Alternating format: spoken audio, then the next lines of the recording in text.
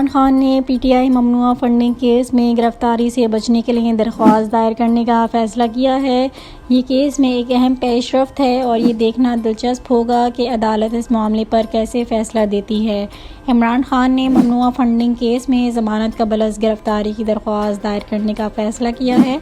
इमरान खान ने आज स्पेशल जज सेंट्रल की अदालत में पेश होने का फ़ैसला किया है। ये फ़ैसला इनके केस में हालिया पेशरफ्त की रोशनी में किया गया है।